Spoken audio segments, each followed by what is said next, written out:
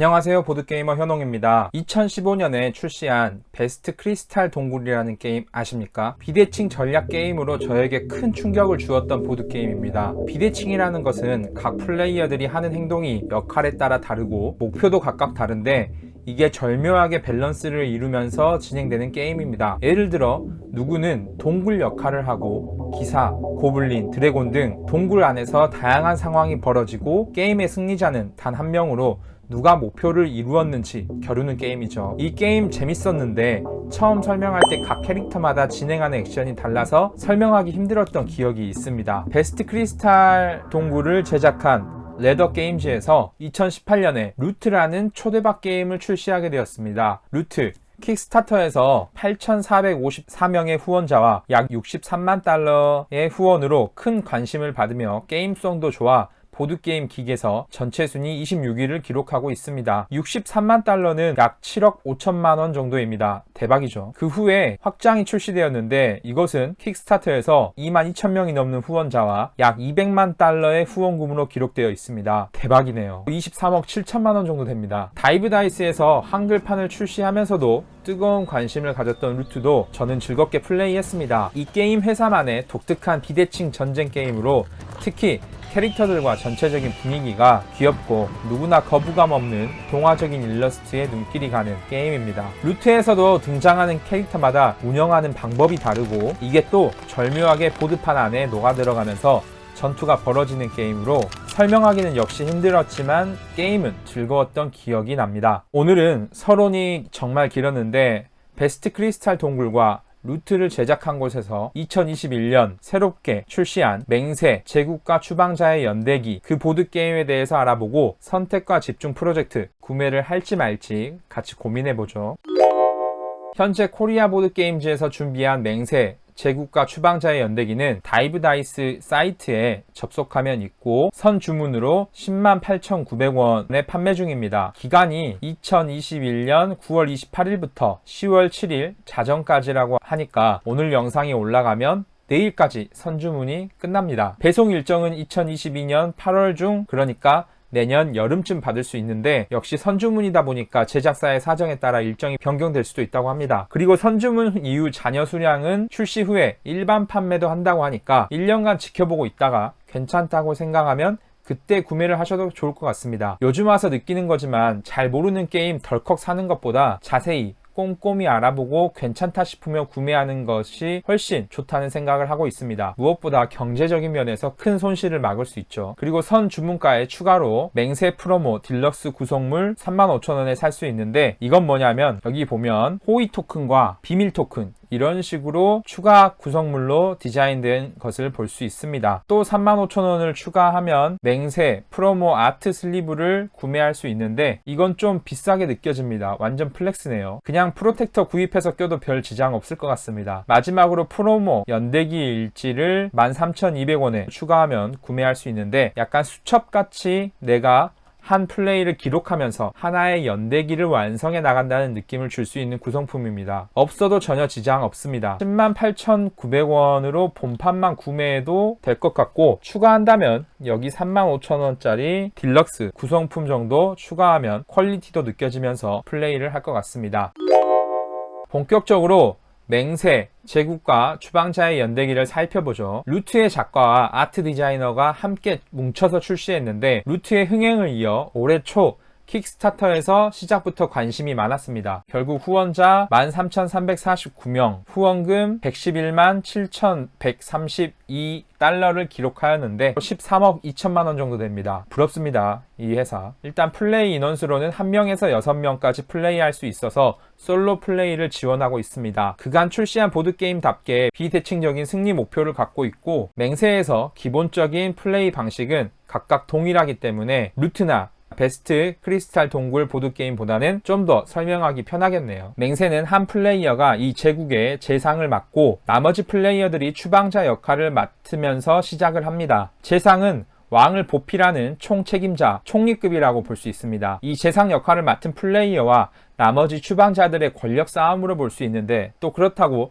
추방자들이 동맹을 하는 것도 아닙니다. 재상이 승리하지 못하도록 서로 협력은 하겠지만 결국 승리자는 오직 한 사람뿐이라 그 안에서도 자신의 목표를 이루기 위해 음모가 벌어지죠. 재상이 너무 외로운 역할이라고 생각하지만 재상은 추방자를 꼬드겨서 시민으로 역할을 바꾸도록 제안할 수 있습니다. 그러면 시민이 되고 시민은 재상을 도와 새로운 목표가 생기죠. 재상, 시민, 추방자 어떤 역할을 하든지 그 역할만의 목표가 있고 일정 라운드를 거쳐 목표를 달성한 플레이어가 있다면 승리하게 됩니다. 따라서 보통 보드게임과 달리 점수가 없고 오직 자신의 목표, 승리자는 한 명뿐입니다. 여기를 눌러보면 게임 목적과 게임하는 방법이 자세히 적혀 있으니 확인하면 좋을 것 같습니다. 킥스타터에 보면은 맹세를 3분 만에 세팅하는 걸 볼 수 있는데 한번 같이 살펴보도록 하죠. 이 부분에서 맹세 박스가 열리고 보드판이 이런 식으로 깔리고, 오,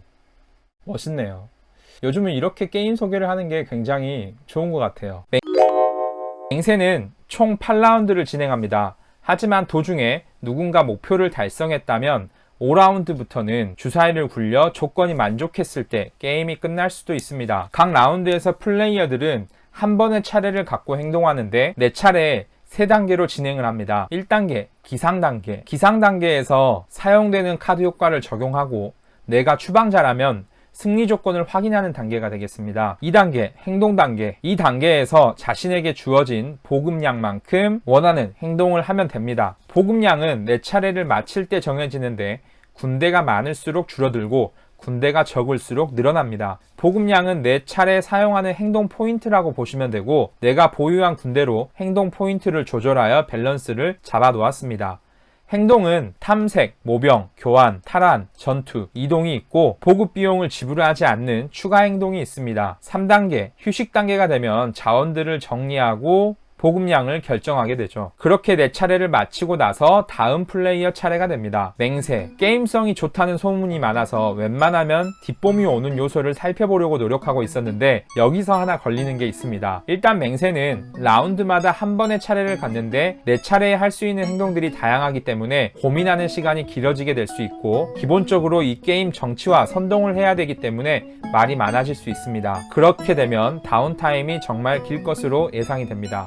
다운타임이란 내가 플레이를 하고 다시 내 차례가 돌아올 때까지 기다리는 시간을 말합니다. 다운타임이 길어지는 게임들의 주특징은 자칫 지루할 수 있습니다. 그 지루함을 방지하기 위해서 다른 사람들이 어떤 플레이를 하는지 끊임없이 지켜보고 한마디씩 하면서 플레이를 해야 그 지루함이 사라지게 됩니다. 정치, 선동, 권모술수를 싫어하고 내 할 것에만 집중하는 사람들은 맹세, 제국과 추방자의 연대기 쳐다도 보지 마세요. 다행히 저는 좋아하는 장르이긴 한데 다운타임이 긴 게임은 또 참지 못하거든요. 고민이 됩니다. 행동 단계에서 한 행동들을 보면 생각보다 잔룰이 많이 있고 처음 접하면 빠뜨릴 수도 있는 룰도 있을 거라고 생각됩니다. 그래서 이것저것 신경 쓰고 챙기고 내 전략을 수정하려면 진짜 플레이어 턴이 길어질 수밖에 없겠죠. 제가 상세 페이지와 유튜브 영상들 세부 룰들을 살펴본 결과 이 게임에 기대되는 점을 알려드리겠습니다. 먼저 정치, 협잡, 권모술수, 협상이 난무하는 게임답게 나왔다는 생각이 듭니다. 루트도 그렇지만 일러스트만 보면 뭔가 평화롭고 아기자기한 분위기를 풍기는데 실제 플레이하면 정말 피도 눈물도 없는 게임이라고 생각합니다. 맹세에서는 각 역할의 목표와 목표를 달성하기 위해서 가야 하는 길이 명확합니다. 그 길을 가기 위해 은밀하게 진행되는 작업들, 누가 어떤 물품을 갖고 있고 누가 어떤 지역을 지배하고 있는지 끊임없이 확인을 해야 합니다. 보통 정치와 권모술수를 주로 사용하는 보드게임에서 좀 불편한 점이 아무 이유 없이 선동할 때 괜히 미안해지고 불편합니다. 하지만 이 게임 정치와 음모를 꾸미기 위해 내 목표를 위해 각자 목표의 정당성을 마련해주고 있고 그 목표에 도달하기 위해 내 행동을 선택하기 때문에 좀 덜 불편합니다. 또 기대되는 점은 예측이 안 되는 신선함입니다. 베스트 크리스탈 동굴, 루트 이 두 게임 모두 제가 왜 구매를 했냐면 첫 인상이 매우 신선했기 때문입니다. 이게 게임이 돌아가? 이게 비대칭적인 부분이 맞아 돌아가긴 해? 라는 부분이고 막상 플레이했을 때 의외로 밸런스가 맞아가면서 재미를 느꼈던 순간이 있었습니다. 맹세에서도 그런 신선한 느낌을 받았고 실제로 플레이하면 또 재밌게 다가오지 않을까 하는 생각이 듭니다. 지금으로서는 이 게임이 밸런스가 맞을까라는 의문이 들지만 또 막상 플레이하면 깊은 인상을 줄 것 같기도 합니다. 마지막으로 기대되는 점은 전략의 다양성입니다. 예를 들어 행동 단계에서 탐색 행동을 하면 내가 있는 지역 더미의 카드를 3장 뽑아 한 장을 플레이하고 2장을 다음 지역 더미로 보냅니다. 그러면 내가 확인한 2장의 카드가 다음 지역에 있기 때문에 원한다면 이동을 해야겠죠. 뽑은 한 장의 카드를 앞면으로 공개할 수도 있고 뒷면으로 놓을 수도 있고 장소 카드에 사용해서 호의 토큰을 얻을 수도 있고 만약 추방자 역할인데 예언 카드를 뽑았다면 목표가 또 달라질 수도 있습니다. 이렇게 카드 한 장을 뽑는 것만으로도 다양한 선택지가 있고 전략이 있는데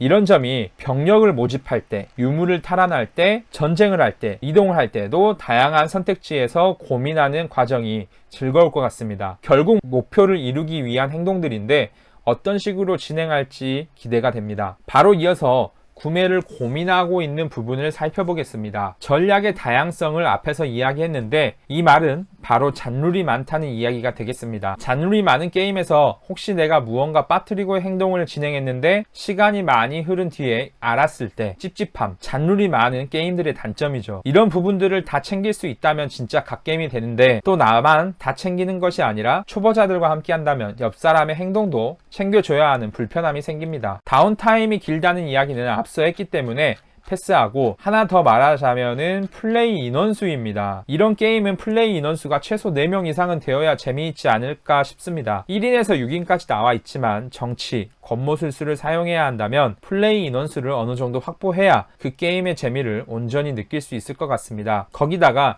이런 게임에 거부감이 없는 사람들과 해야 하는데 그런 플레이어를 찾아야 한다는 것도 걱정이 앞섭니다. 괜히 순진한 사람들 데리고 이런 게임 시도했다가 나만 나쁜 놈 될 수 있으니까요. 아무튼 이번 맹세 제국과 추방자의 연대기 좋은 게임성을 갖고 있다고 평이 많습니다. 저는 고민한 결과 선주문을 들어가